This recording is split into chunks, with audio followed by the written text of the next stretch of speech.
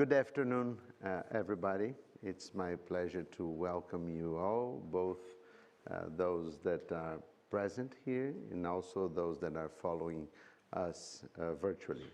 My name is Virgilio Viana. I am the Director General of Foundation for Amazon Sustainability. And it's my great pleasure to moderate this panel. We have one member who is on his way. People here at the COP always get lost. So it's part of the business. Just like events online, there are always problems with events online, right? So that's how it goes.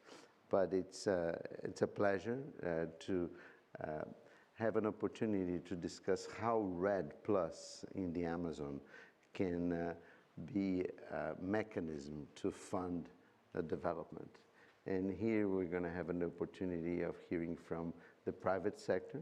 We have Plinio and Laura, who represent different private companies that work with the carbon through REDD projects in Brazil and other parts of the world.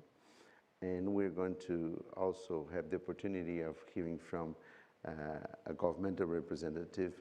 Secretary Mauro is the Secretary of Environment for the state of Pará and also a member of GCF, the Task Force of Governors on Climate, which is a co-host of this event.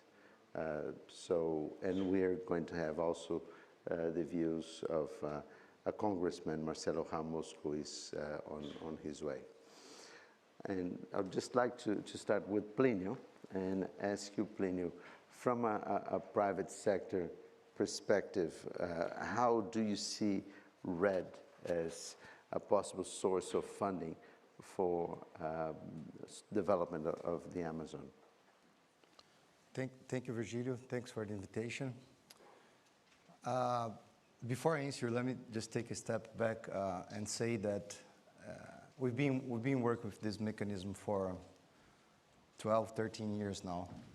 And my understanding is that what I like to call the business environment for this kind of investment is truly maturing now in Brazil.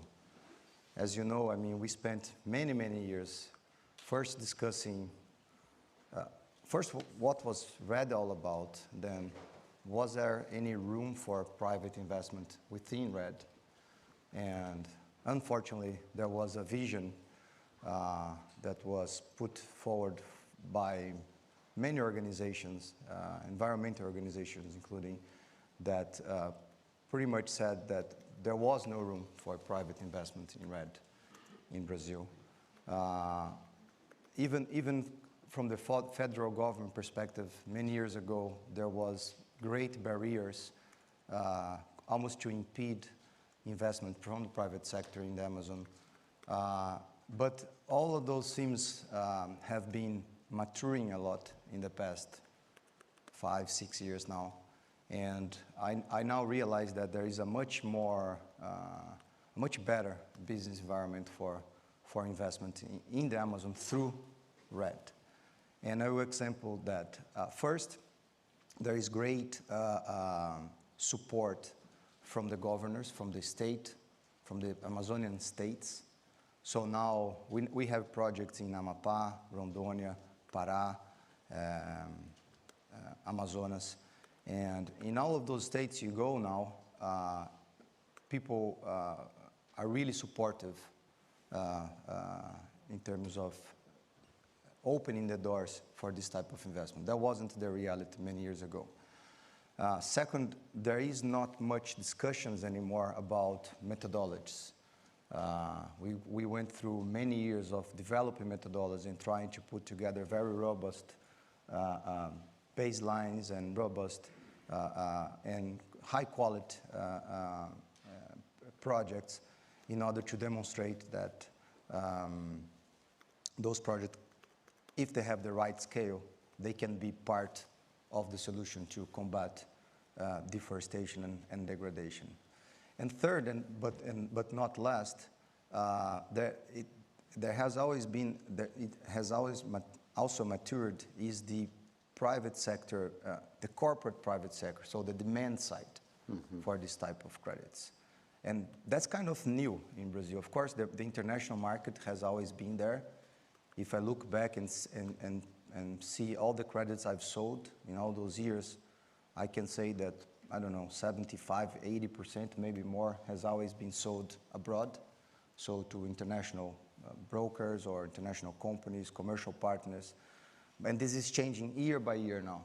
I think by the end of the year, when we close our sales, we will probably be around 55 to 60% abroad and almost 40% selling to Brazilian corporates. And this is very, very important, because when you have Brazilian corporates, Brazilian companies, first understanding the impact they have when they purchase those type of credits, the impact they have when they support those projects, you always start changing the political landscape and the political support for REDD, because those companies have a much more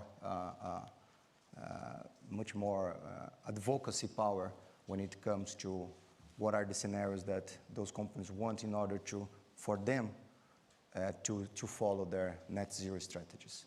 Mm-hmm. So to conclude this initial conversation, I would say that we have a much better business environment now, and this is why we are seeing a huge interest from the international community, from investors, to invest money in conservation, restoration, and other type of conservation projects, REDD+ projects in the Amazon. Okay, excellent, excellent. And I'll just highlight 3 points that you've mentioned about this new moment that you see for the private sector in REDD in Brazil. First, a positive view by the federal government. Yes. Second, support from Amazon states.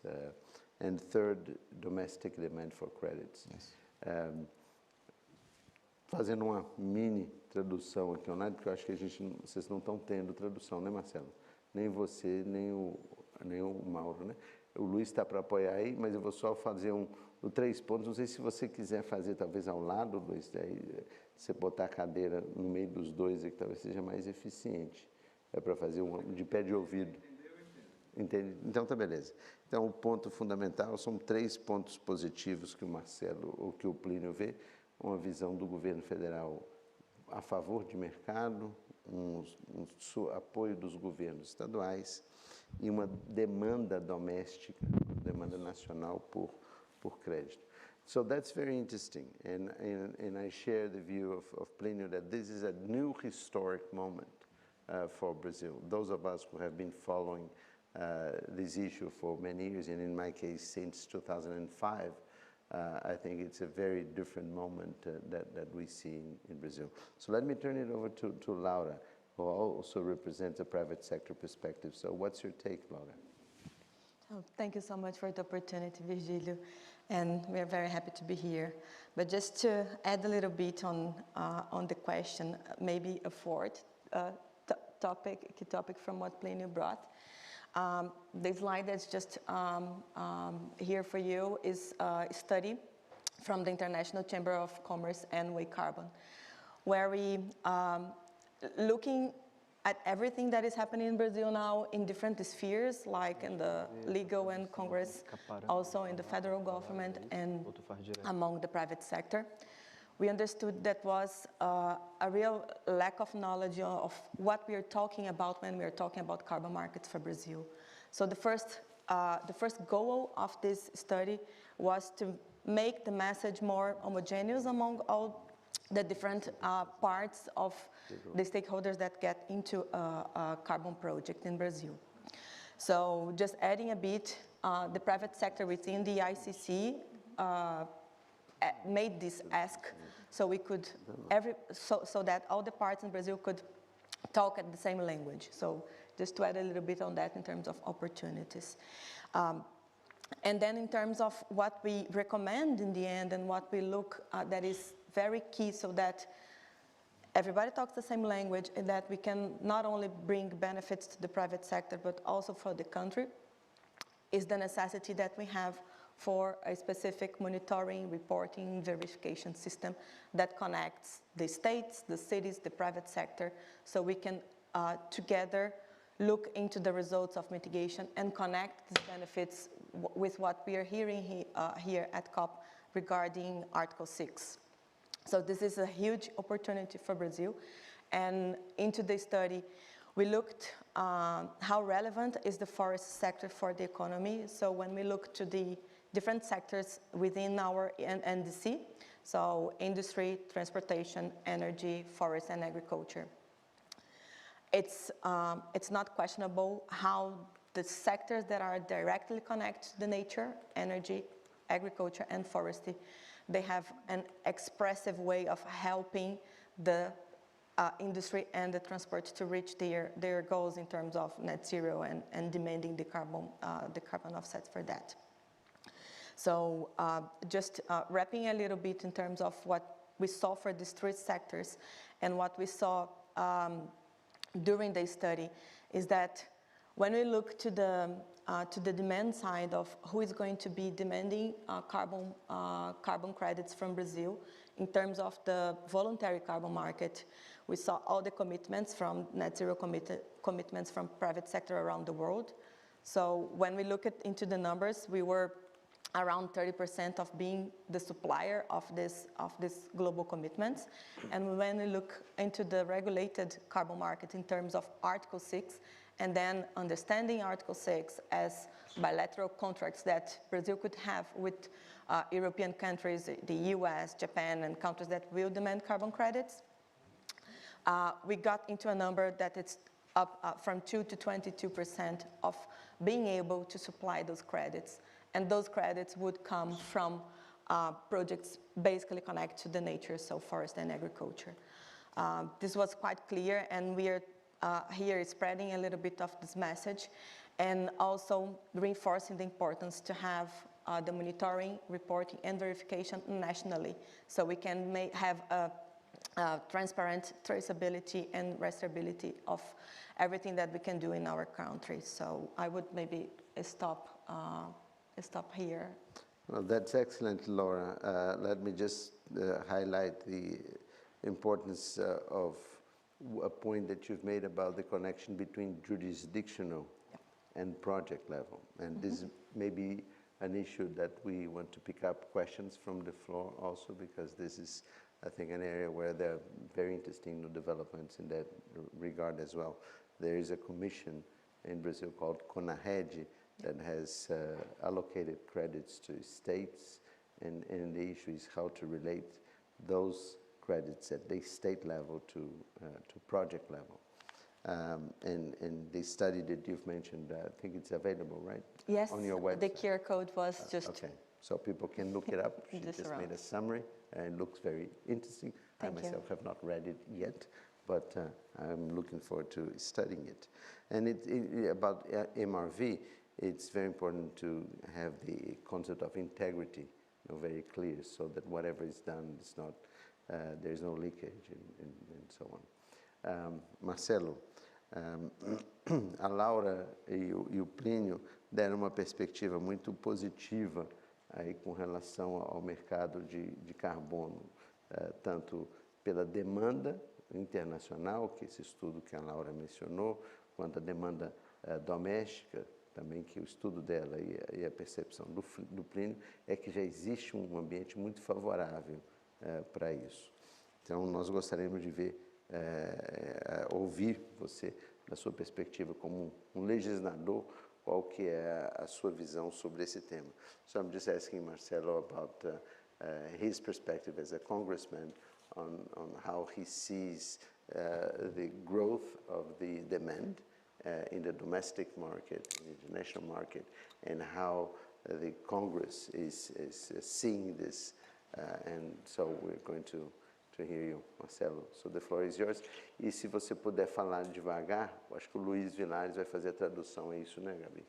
Então fala umas frasezinhas e dá uma paradinha para... Tudo bem. Eu até optei por Luiz que é tradutor amador, então, so let's see how it goes. Eu até optei por fazer algo escrito aí, que permite de uma forma mais fácil.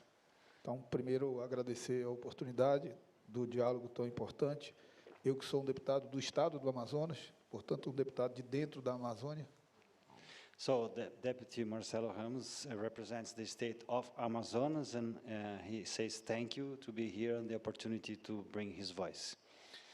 A economia de baixo carbono e o combate ao desmatamento não são mais escolhas para o Brasil.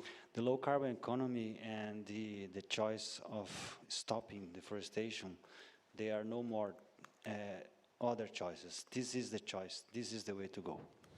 Do ponto de vista, são imposições ambientais, climáticas e econômicas.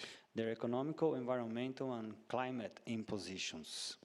Do ponto de vista ambiental, o Brasil não pode mais escolher entrar ou não nesse esforço global por equilíbrio climático. From the environmental standpoint, Brazil cannot choose either to go or not to go into this climate change effort, climate combat change effort. It has to go. Porque o que está em jogo é se teremos um planeta habitável. So what's at stake is that we must be in an habitable planet, place to live. Do ponto de vista econômico, quem optar por uma produção de baixo carbono, de alto carbono, e quem insistir numa atividade empresarial fundada no desmatamento, So from the economic standpoint, whoever chooses a carbon or fossil fuel-based operation or businesses that need deforestation will deixará de ser competitivo por barreiras comerciais verdes e por uma consciência cada vez maior dos próprios consumidores. They will be no longer competitive, and they will face lots of trade barriers and other sort of impositions that will ultimately drive them out of business. Assim, é urgente ao Brasil regular o seu mercado de crédito de carbono para garantir segurança jurídica para esse mercado. So that imposes an urgency to regulate our carbon market and bring it to operation. O projeto de lei 528 criava mecanismos de créditos a partir de ativos florestais. So Project Law 528, it creates valuation mechanisms from forestry or nature assets. E para a indústria e setor energético, criava um mecanismo de cap and trade. And for the energy and industry sectors, a mechanism of cap and trade mechanism. No entanto, mesmo com todo o esforço do parlamento, nevertheless, with all the parliament efforts to make the law, e com a inclusão na pauta da Câmara dos Deputados essa semana, o MMA impediu a votação. and even that this law, this project was at the chamber to be voted, the Environmental Ministry of Brazil just pulled it off. A medida atrasa a inserção do Brasil nesse mercado, So this measure would bring Brazil into the carbon market. dificulta a nossa inclusão em acordos internacionais, Actually, rephrasing, without this project, Brazil is not going to be into the carbon market, and it's going to impose difficulties for commercial trade. e nos retira um potencial econômico enorme para a geração de riqueza e combate à pobreza, principalmente das populações tradicionais da Amazônia. And it also imposes more difficulties for us to reach the economy for the poor people, so bringing resources to poor people, even more in the forest. So without this project, the difficulties are going to be much bigger. Muito obrigado, Marcelo. Eu acho que muito clara a sua visão de que o Brasil não tem escolha, né? E eu acho que o mundo não tem escolha, todos nós. Eu acredito que o próprio acordo China e Estados Unidos tenha sido muito emblemático nesse sentido. Países que têm outras diferenças, na questão do clima temos que estar todos juntos, né? E aí o desafio do projeto de lei... Oh, I'm sorry, I started with the Portuguese. Picking on a point that Deputy Marcelo mentioned, I think it's a key point is the fact that Brazil doesn't have a choice, and I just mentioned that no one has a choice, right? We have to go into the climate agenda as quickly and as powerful as we can. So I think it's important because Congressman Marcelo is vice president of the Brazilian lower house, the Câmara dos Deputados. And then he mentioned an unfortunate event that the legislation which was about to vote this week was not supported by the government. But I think this is not the end of the game. This is going to continue. This is how politics work. Marcelo knows it better than all of us. But I think the message that comes back, Marcelo, is that it's even more important now than it was before, right, to have this piece of legislation approved. Now we're going to have a perspective from a state. Mauro represents the state of Pará and is an expert in legislation. He's a lawyer himself and was an advisor to the Minister of Environment on legal issues for many years before becoming a secretary. So, Mauro, it's great to have your perspective on this. Please. Thank you, Virgilio. Thank you all. You allow me to speak in Portuguese to be more fluent to everyone.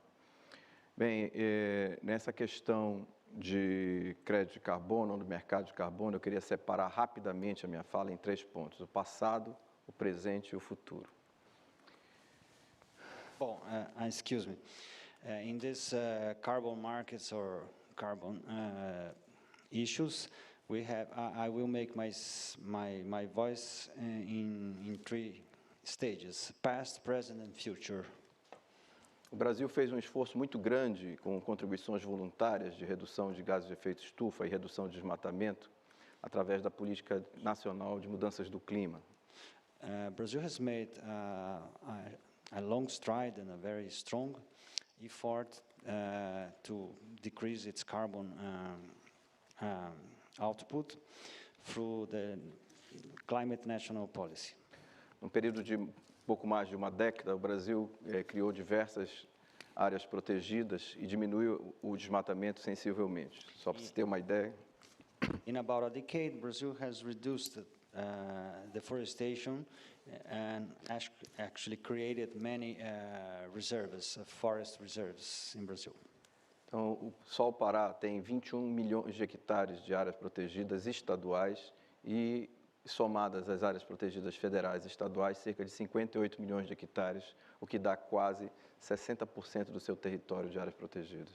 The state of Pará has 21 million state protected areas, and together with federal areas, it makes 58 million hectares, and those together, they make about 50% of the whole state area. Em paralelo... 60. I'm sorry. Thank you. 60 ou 70. Em paralelo a isso, houve uma redução de desmatamento até 2012 expressiva, seja no estado do Pará, seja na Amazônia como um todo. We have observed a strong deforestation rate until 2012 in the state of Pará and the whole Amazon. Com a ausência de um mercado regulado, oficial, esses créditos não foram contabilizados. E isso faz com que a gente já tenha um crédito que precisa ser contabilizado num futuro mercado regulado. Without a regulated market, those credits until 2012 they could not have been accounted. So it urges us to have the accounting for the next periods. No momento agora que há um repique de aumento de desmatamento, nós precisamos proteger essas áreas já criadas e fazer aquilo que nós já estamos fazendo no estado do Pará e no âmbito do consórcio. At the moment we see the deforestation rising again, we have to reinforce those policies and make them happen actually in the state of Pará and the other areas. Que é a revisão dos nossos planos de combate ao desmatamento e alternativas, os chamados PPCADs. So it's the review of our deforestation combat plans. E a elaboração de planos setoriais estaduais e também um plano regional que inclua, além do combate ao desmatamento, a restauração produtiva, a infraestrutura verde e as capacidades de cada um dos estados. So, and that comes together with infrastructure and all integrated plans that joins the deforestation combat plans all together. Por isso, nós precisamos, no presente, para alcançarmos o futuro, de que haja um reforço das estruturas de apoio aos estados subnacionais do Brasil. Approval of the statement of Article 6.4 in this scope, then the states have already their plans already devised for those credits, and then we have to make them effective under 6.4. A gente, em dados momentos, a gente se preocupa com a organização macro, mas se esquece que os estados, seja da Amazônia brasileira, seja da Indonésia, ou seja da África, todos aqueles que têm florestas tropicais, precisam de aumentar ou reforçar as suas institucionalidades. So we were worried about ourselves in our states, but the whole institutionalization, the whole issue that goes beyond Brazil, goes to all forest areas in the world, they must be together. E em alguns países, como o Brasil, nós temos uma outra estrutura federativa que chamam municípios. E esses também precisam ser reforçados para que nós alcancemos as metas que estamos preconizando no âmbito nacional. So to add more complexity, we have to engage the municipalities, the cities and their municipalities into this plan, because they also have a part that has to be into the project. O Estado do Pará, dentro do contexto do consórcio nacional, tem procurado ser uma liderança natural por conta do nível de desmatamento que ainda alcança. So the state of Pará has a natural leadership for its size and also for the challenge ahead. Fazendo que o Plano Amazônia Agora, um plano de redução de gases de efeito estufa e desenvolvimento sustentável, recentemente lançado. So making that could you just put it? Amazônia Agora, the plan, Amazon Now Plan. Amazon Now Plan is restated and operable. E uma bioeconomia restaurativa baseada também em regeneração florestal, de alcance de metas de restauração. And then that bioeconomy based on restoration and valuation of nature Que seja inspiradora para todos os outros estados da Amazônia. becomes a strong inspiration for the other Amazon states. Portanto, o caminho para a Amazônia Legal brasileira está dado. So the way for the Brazilian Amazon is given. No âmbito regional, o Plano de Recuperação Verde, So in the regional scope, the Green Recovery Plan, e no âmbito individual de cada estado, o exemplo, o Plano Amazônia Agora, que instituímos no estado do Pará. and at the state level, the Amazon Now Plan, like we have done at Pará. Mas insisto e reforço, são necessários apoios antecipatórios para que a gente alcance as nossas metas. But we insist upon the setting of regulatory plans that give us the way to go. Thank you. Muito obrigado, Mauro. Thank you, Mauro. And I'd like to highlight a point that you emphasized throughout your speech, which is the need to create value for the past. Pará has reduced deforestation quite significantly until 2012, as you said, and now needs funding to implement the Plano Amazônia Agora, the Amazon Now plan. So I think this is an issue that it's in the corridors of COP, a number of discussions around this, how to create value, to compensate for historical emission reductions of states, and how this could leverage funds so that states such as Pará can have the resources to meet their own goals. And this applies to other states. And also another point that Mauro mentioned that is very relevant to share is that all Brazilian states have come together and they've created a consortium. It's called Consórcio Interestadual, né, dos governos da Amazônia. It's an interstate entity that has a formal nature, and they have put together a plan which is called Plano de Recuperação Verde, a green recovery plan that has a number of points, but it also deals with the carbon issue and climate agenda. So thank you so much, Mauro. And on this note, let me open to the floor. We can have both questions from the floor and also from the audience virtually. So if you could just raise your hands, and then I will try to have an order. I will ask three things. First, that you say your name. Oh, first of all, that you stand up and go to the microphone. Second, that you say your name and your institution.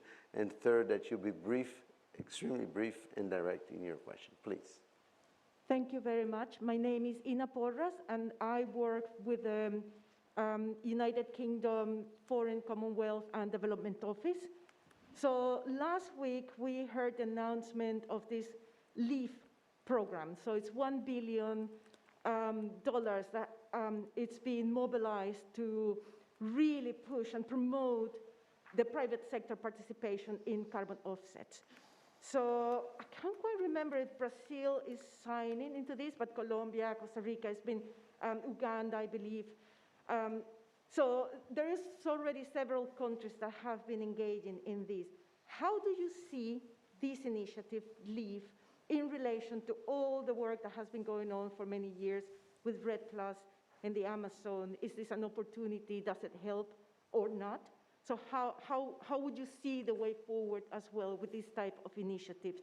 The interesting point of that is that floor price of $10 a ton.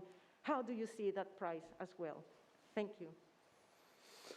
Posso pegar? So I think a pergunta sobre o tema do LEAF, né, que é essa iniciativa que envolve a Grã-Bretanha, a Noruega, Estados Unidos e 19 empresas, que foi lançado aqui com essa meta de $1 bilhão.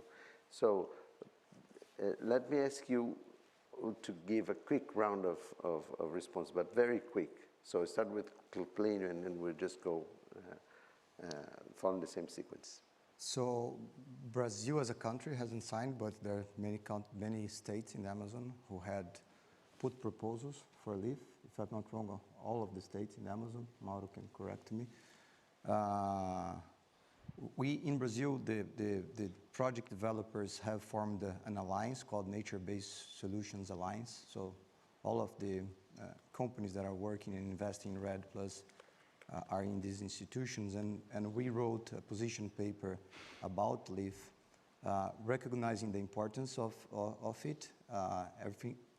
Everything is, of course, welcome when it comes to resources and mobilization, but there are still some issues remaining to be solved in terms of how we reconciliate the baselines, how we're gonna, do what we call in technical terms the nesting between the project level, the state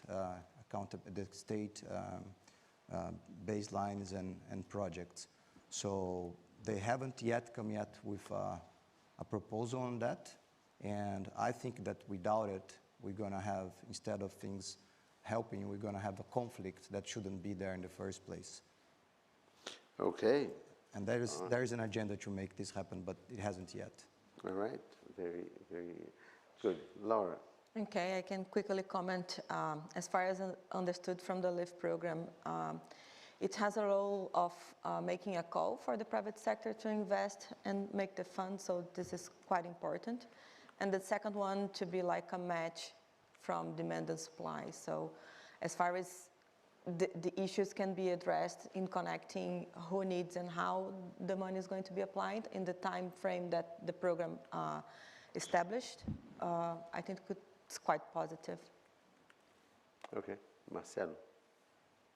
Eu serei bastante pontual. Primeiro que, para nós da Amazônia, é fundamental projetos de mercado voluntário a partir de ativos baseados na natureza. For us, from the Amazon, it's very important to have the valuation of nature-based assets, markets that trade this.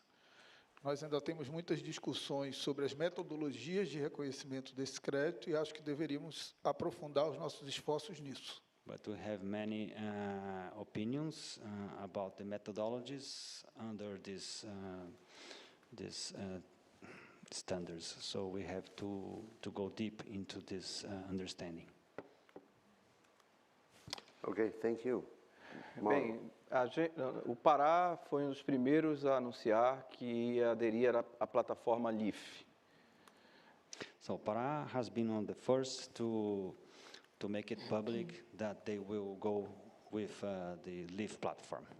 Porém, os alvos, os objetivos do LEAF têm elevada ordem de grandeza e de dificuldades. However, the LEAF objectives have high difficulties, high levels of No mesmo achievement. sentido que eu falei de antecipações aqui em relação ao mercado de carbono, também falamos em relação ao LEAF, que tem a natureza da sua iniciativa com pagamentos por resultados. So the same token that we have spoken about, the achievement of past carbon credits, the LEAF also brings this issue. Nós entendemos que o LEAF é uma iniciativa, mas não é a panaceia das iniciativas. Okay, we understand that LEAF is an initiative, is worth, but it's not the solution for everything. Nós precisamos que haja a utilização desse ecossistema de fundos, aí incluído o GCF, o Green Climate Fund. Aí eu falo especificamente sobre o Green Climate Fund. So into this solution, the Green Climate Fund has to be into the scope. Ele precisa ser destravado, o Green Climate Fund. The Green Climate Fund must be operating, Além disso, unlocked, excuse me. além disso, seja no consórcio, seja no âmbito dos estados, o consórcio, por meio do FUNBIL, que tem uma entidade receptora de recursos e executora de projetos, que é o FUNBIL. At the state level, for instance, the FUNBIL is the vehicle that has to be into the solution as well. E por mera coincidência, também é o FUNBIL, que é a entidade executora do Fundo da Amazônia Oriental, em que o Pará selecionou num processo seletivo amplo, público e transparente. So by coincidence, FUNBIL is also the financial entity that is in the West Amazon Fund, brought by Pará. Portanto, além do LEAF, nós precisamos entender que volto a insistir, um ecossistema de fundos que precisam ser utilizados entre as iniciativas privadas e os governos públicos, ou os governos, para que a gente possa alcançar as metas. As metas são ambiciosas, audaciosas e difíceis de ser alcançadas. Vou só complementar para que a gente não se sinta frustrado, e eu tenho ouvido que lá no auditório de negociação central já se fala em adiamento de metas para 2060, daquilo que já estava preconizado para 2050.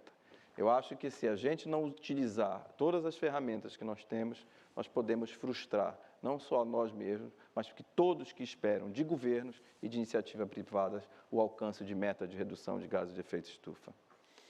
So beyond LEAF, actually under the LEAF scope, other funds must be included. This is beyond the LEAF itself. So that is an imposition that must happen in order for all the states to implement their plans.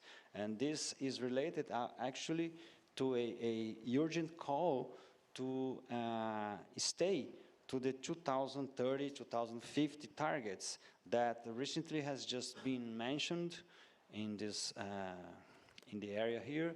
That is, it could go now to 2060, and so the solutions that are too much into just one scope that does not bring all the other participants, they will not help for these very emergent targets. Okay, Ina, I think you had a very diverse set of answers to your question. I think it's a very important one because LEAF, as you all know, is a very relevant new initiative that has a big ambition. And I think the answer began with Plinius saying that it's a potentially positive initiative, but it has some challenges. And there is also a position paper that I suggest you guys look it up. I imagine Biofílica's website can have that, so people can look it up. The problem of reconciling baselines and nesting, how the jurisdictional approach can be embedded into the LEAF. Laura mentioned that it's generally positive, and the same with Marcelo Ramos saying that it's important to have all initiatives on board. And Mauro mentioned in a similar way that Pará was the first to support LEAF, but doesn't see LEAF as a panacea. No?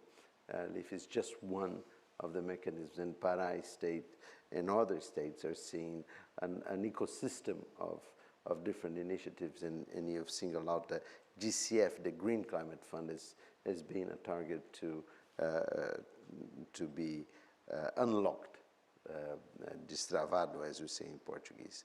And mention also that the consortium of Amazon states has created a mechanism through Fumbio, and Fumbio is also the manager of the Fund of Pará. And let me share with you, after making this very quick summary, with you my perspective. I think LEAF is, as has been said by my colleagues here on this panel, is positive. It's funding. It's bringing together countries, 3 different countries, several companies. But there is a but. We still need to work out how this is going to relate to project level and how states are going to have a nested approach. I see a way forward.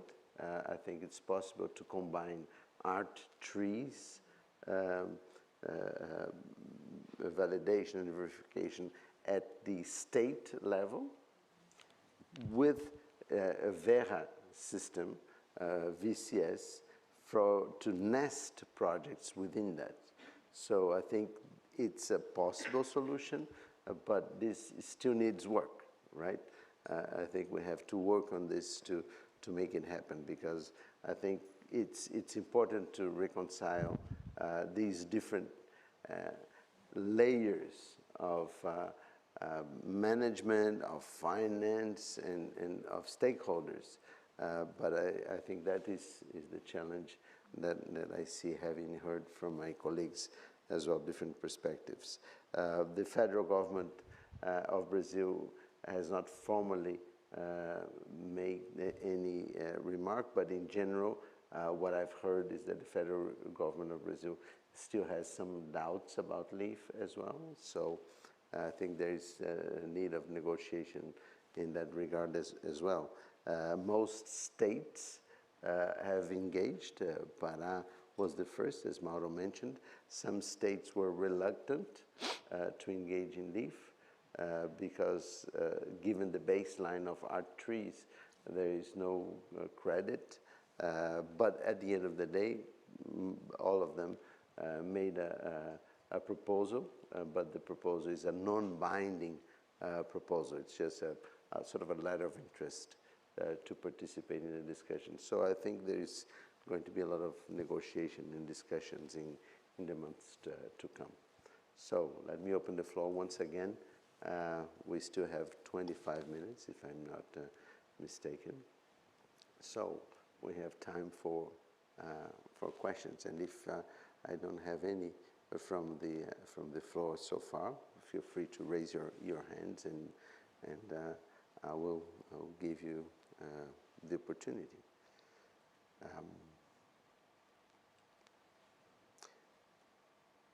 1, 2, 3. If not, let me ask you a question.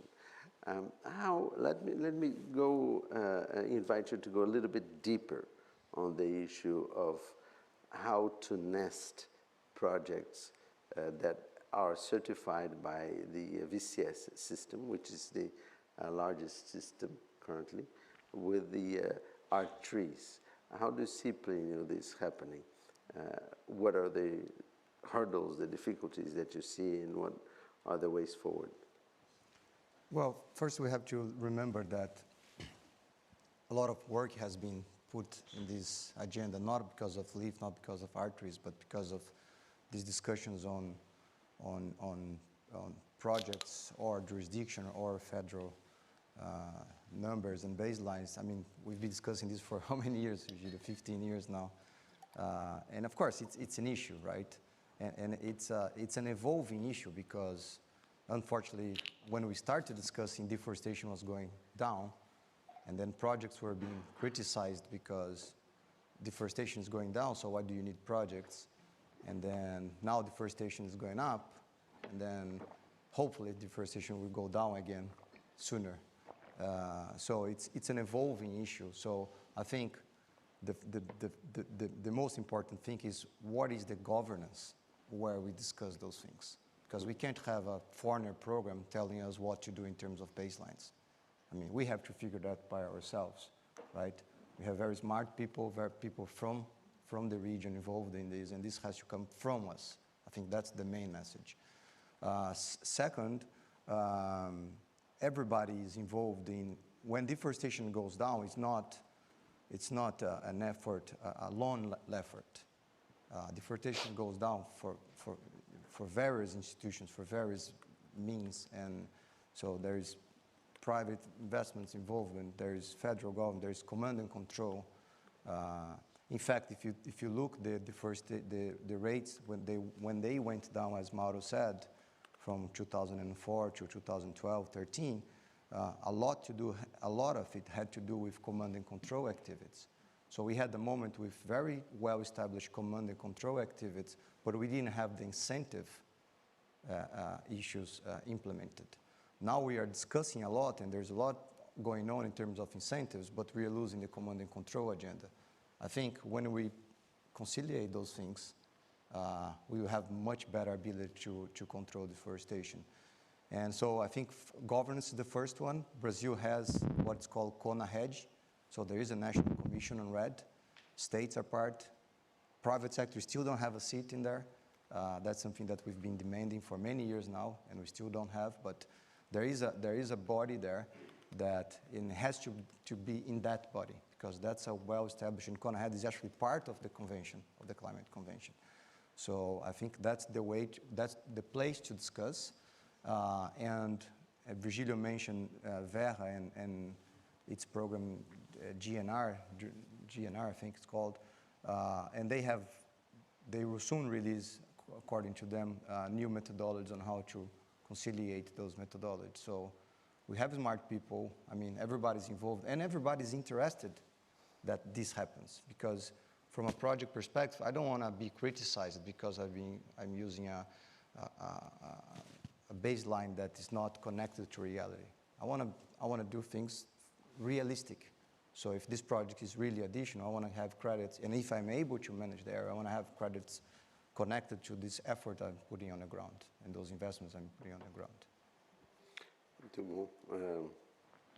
Então, o ponto é esse, de como conectar o nível de referência dos estados com os projetos. Queria pular e ouvir do Mauro a perspectiva. Qual que é a sua perspectiva, Mauro, sobre esse alinhamento, né, que é o Nested, é um alinhamento de projetos dentro das metas estaduais e dentro do sistema de rede de vocês? Asking Mauro what's his perspective on the nesting approach that Plínio just elaborated. Talvez já prevendo esse tipo de questionamento, eu falei aqui do que nós já temos de unidades protegidas, áreas protegidas, e do esforço que nós fizemos de conservação no Pará e na Amazônia. Just foreseeing this point, I have mentioned about the the size and the number of reserve areas or preservation areas we have in the state of Pará. Uma das perguntas que nós tivemos que responder ao LIF sobre para que pudéssemos aderir era a quantidade de áreas verdes ou conservadas que nós tínhamos de nossa propriedade. So in our engagement at LIF, we had to answer the question about the quantity, the areas of our state areas that we had in the Amazon, in the forests. É lógico, se nós temos que apresentar alguma coisa que nós já temos em um nível alto de exigência, evidentemente que a gente quer alguma recompensa sobre isso. Well, it's clear that if we are asked to present all the areas and all the work we have done already for them, we also want a reward for this. Na esteira do que o Plínio falou, nós também temos, por isso que eu digo que o LIF é um instrumento. Nós temos o nosso instrumento nacional, que é a CONARED. So that based on what Plínio has said and what I've been saying about LIF, LIF is one instrument, but we have the national instrument, which is the CONARED. E muito embora nós hoje em dia tenhamos problemas de relacionamento internacional entre o governo central e outras partes, so even that we internationally now have a relationship issue between the government of Brazil and the world, nós devemos reforçar as institucionalidades que nós já temos consolidadas, e uma delas é a CONARED. We must report the already established institutionalities that we have, and they are secure, and among them, it's CONARED. Seja porque nós conseguimos alcançar reduções de emissão com a CONARED. That's actually because we have achieved reductions, so we are able. Ou com os critérios da CONARED. With the CONARED criteria. Seja porque agora aparece uma criterização mais elevada do ART3 do que em relação à CONARED. And so that because actually there is a upper scale demand coming from ART3 comparing to CONARED. Em resumo, nós poderíamos alcançar metas, como alcançamos metas ambiciosas, com o que nós já tínhamos de institucionalidade. So, summarizing, we could achieve our targets like we have already done with the present institutionalities. Mas com as novas criterizações advindas da plataforma ART3, nós temos que nos preparar para alcançar as metas que lá estão preconizadas. But with the new criteria, the new RTT criteria, we have to prepare ourselves for this new demand. E me permitam ser chato. Nós precisamos antecipar suportes, sejam eles financeiros, de recursos humanos e até treinamentos, para que nós possamos alcançar as metas que o LIF preconiza. So allow me to be tough on this, but we have to pull the financial help, the financial concept, financial demand for all this to happen. So the funds must come before. Okay. É isso. Muito bom, muito bom. So, as you've stressed before, I think the need of support to meet the targets is really a key point for states, and I think that this is very clear. And also your view that LIF, and this goes back to Ina's question, is not a silver bullet, it's one mechanism and you have others. And the fact that CONARED, which is the national body that regulates REDD in Brazil, has already set allocations, and that speaks to your point about vintage credits. CONARED has already made an allocation. It's 50% stock and 50% flow, and 60% of all the emission reductions have gone to state governments, according to the stock and flow formula, and 40% to the federal government. So the states, in a way, they have already a legal mandate to negotiate these vintage credits.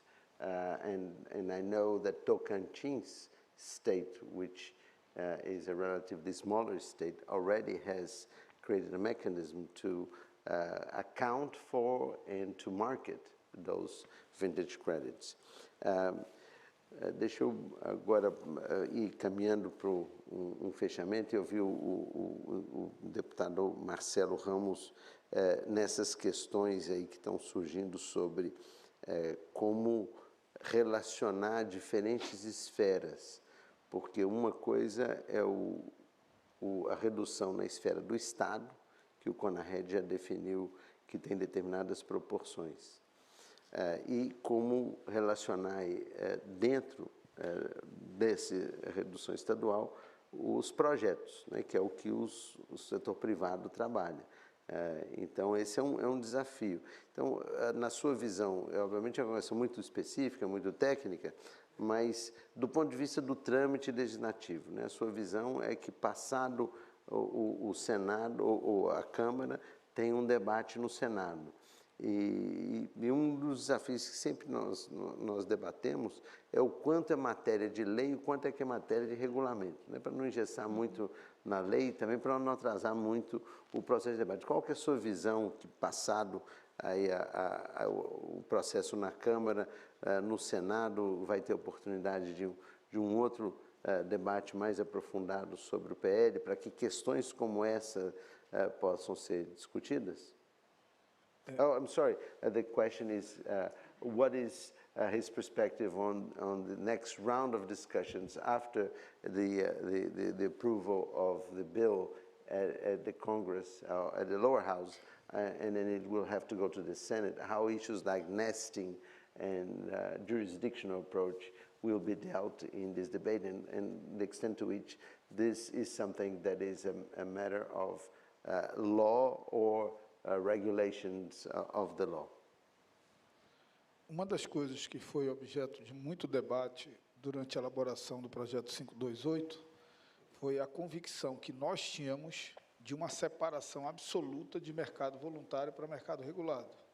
One of the top issues that we have discussed in preparing this bill was the distinction of regulated and voluntary market. Isso inclusive, foi objeto de confrontos de opiniões democráticas com o MMA. And this was actually a strong discussion between the Environmental Ministry and all the issuers of opinions. E nós conseguimos fazer prevalecer a tese de que quanto menos legislar sobre o mercado voluntário, melhor. So the conclusions, the working conclusions was that the less regulation on voluntary markets, the better it would be. Nós ainda temos divergências com o MMA em relação ao prazo para a instalação do mercado regulado. Nós achamos que deve ser até 2 anos após a lei. O MMA acha que deve ser após 2 anos, até 2 anos após a ratificação do caderno, acho que tecnicamente chama caderno, né? Artigo 6. Desculpa. O artigo 6. Não, da regulamentação do artigo 6. Do caderno de normas. Do caderno de normas do artigo 6. So there is a Livro de regras. there is a difference in perspectives from the bill issuers, the Parliament, and the Environment Ministry about the time frame for the regulation to come. So the deputy thinks that it should be 2 years, but the Ministry of Environment understands that there must be the enaction of the norms, regulations of the Article 6, so that it can be put in place. That would be beyond 2 years. E nós entendemos que o mercado regulado deve ser num sistema de cap and trade.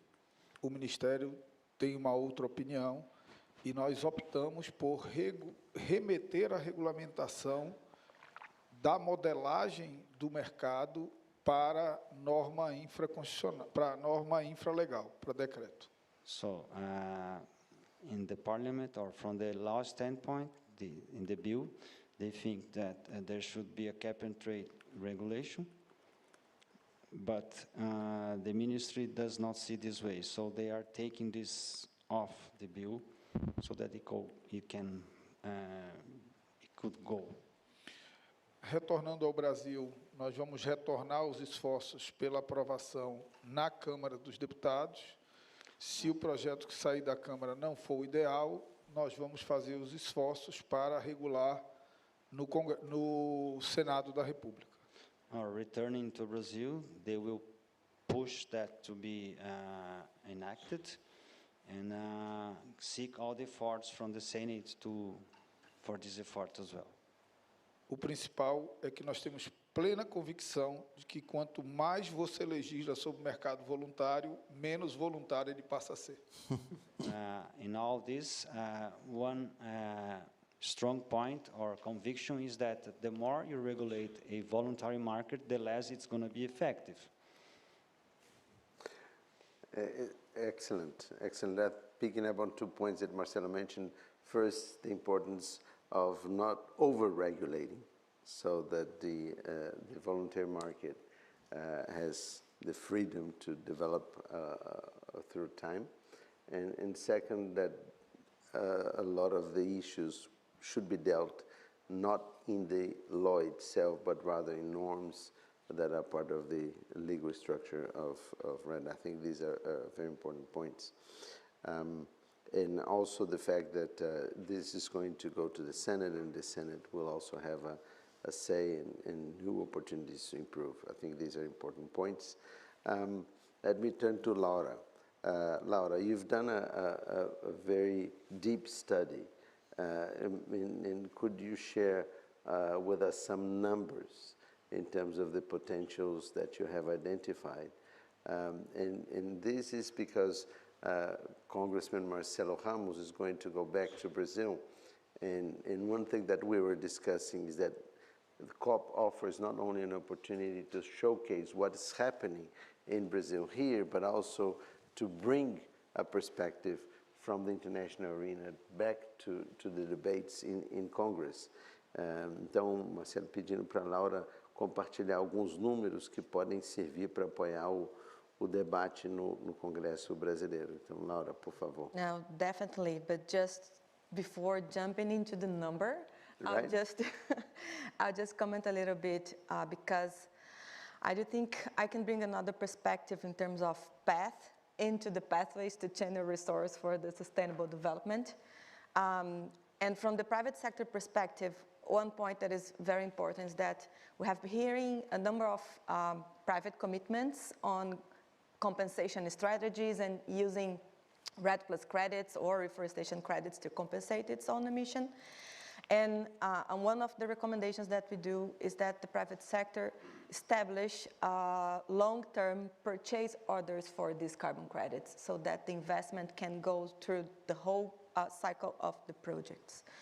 The second one is that the regulated market and also the voluntary market, the global market, they can all coexist with success if they are transparent and if they have a nice monitoring framework. So this is quite accountable if we can work on that. And the third point would be that any new project regarding REDD Plus or reforestation, it must include the communities into the territory because we must include the socio-economic benefits from these projects into the accountability of the project. So these three recommendations that I'm mentioning is things that the private sector has bundled together into the study. And when jumping now to the numbers and how Brazil can be this big supplier of and offer to the global market, to different countries, its carbon credits, we reached the number of 1 gigatons. So if we put 1 million tons of CO2 in different prices. If we reach a price that all the high-level commission reports states as the necessary one for the low-carbon transition, and we reach maybe $100 a ton, that's very ambitious, but it's what we need to really transform our economy in a structured way. We could have around $100 billion as revenues to our country, looking into the sectors that we prioritize, so forest, agriculture, and energy. So this would be maybe how I end the question with the final number. Okay, excellent, excellent. It's huge. So here are the big numbers, depending on how optimistic you are with the market, but these are relevant numbers. And if we think at the lower end of the estimate at $5 a ton, Yeah. It's relevant. If we look at what is today, around $10 is also quite relevant. But I'd like to conclude this session with a couple of thoughts. First is that it's important to know that there are a number of other activities that we haven't had the time to discuss here that are relevant. The Brazilian Development Bank, BNDES, has just launched a fund to support restoration. And this is something that is part of the picture. And there are other funds also coming along in terms of restoration. There is an initiative by the UNDP and Norway and the GCF, the Governor's Task Force on Climate, called Window B, and this is supporting states, and FAS will have the role of managing a small fund, relatively speaking. This is $2 million, but this is going to support a group of institutions to work together with the state governments to help design and help early implementation of readiness. There are a number of other things that have been announced at this COP. I'm not going to summarize them, but there are a number of initiatives that are quite promising. One thing that we have not mentioned, and we should just refer to, is the fact that the Amazon is not only part of the equation in terms of mitigation, but also it's important in terms of adaptation. The Amazon is already suffering from extreme climate events and is likely to continue to be even more important. So adaptation is an issue. And this goes back to a point that Mauro mentioned before, which is to use the compensation for historical emission reductions to fund adaptation. This year we have the most severe flood ever in the recorded history of the Amazon. Since 1906 that we have records of the river level, and we had never had this level as this year. So this has impacts on the poor, so there is a connection with social agenda as well. So adaptation is quite important. So we have to think of REDD not only as a financial mechanism to fund police and monitoring and control, but also a mechanism to boost resilience in adaptation to climate change, because it is already happening. Of course, we cannot make a connection between one event and climate change, but we can make the connection between the frequency of extreme events and climate change. And the frequency is clearly increasing, so there is an important social aspect to REDD as well. So I myself, I see carbon credits as not only a vehicle to solve or to contribute to solving the climate equation, but also one that can also help solve the social injustice or the climate injustice, which is here ahead of us, right? So we have only 5 seconds to finish, so let me use the last seconds to thank Luis Vilares, who is the CFO of FAS and has just started a new career as translator today. So congratulations. Thanks, everybody. Thank you.